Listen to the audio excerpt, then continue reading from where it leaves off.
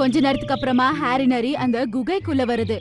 அப்ப அவன் பாக்குறான் லீலா ரொம்பவே ஆழ்ந்த தூக்கத்துல இருக்கிறதால. ஆனா ஹாரி நினைக்கிறான் அவங்களோட ராணி இறந்து போயிடுச்சுன்னு. ஏன்னா அதோட உடல் கொஞ்சம் கூட அசையல. அடேங்கப்பா, இது செத்துருச்சு போலயே. இப்ப என் வேலை ரொம்ப சுலபமா மாறிடுச்சு. இதோட சாவுக்கு காரணம் அந்த ககன் அப்புறம் அதோட அம்மான்னு சொல்லிடுறேன். அப்புறம் எல்லாருமே அவங்கள திட்டுவாங்க. அப்படின்னு சொல்லிட்டு ஹாரி அங்கிருந்து சிம்பா கிட்ட சீக்கிரமா ஓடி போறான். உன்னை பார்க்கும்போது உன்னோட அப்பா தான் எனக்கு ஞாபகத்துக்கு வருது. நீ பார்க்கறதுக்கு உங்க அப்பா போலவே இருக்க. எங்க அம்மா கூட இதே தான் சொல்லுவாங்க. ஆனா உங்க அப்பா மாதிரி நீ சுறுசுறுப்பாவே இல்லப்போ. நீ ஒரு முட்டாளு. உங்க அம்மா செத்து போயிட்டாங்க. அவங்கள வேற யாருமே இல்ல. உன்னோட நண்பனோட அம்மா ராதா, உன்னோட நண்பன் ககன் தான் கொன்னு போட்டாங்க.